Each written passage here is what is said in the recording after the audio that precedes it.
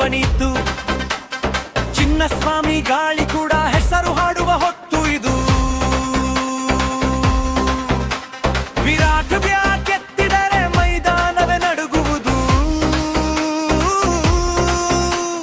ಧ್ಯಾನ ಕೂಗು ಹೇಳಿದರೆ ಆಕಾಶವು ಕೇಳುವುದು. ಗೆಲುವು ಬಂದರು ಸೋಲು ಬಂದರು ನೀನೇ ನಮ್ಮ ನಂಬಿಕೆ, ನೀನೇ ನಮ್ಮ ಉಸಿರು.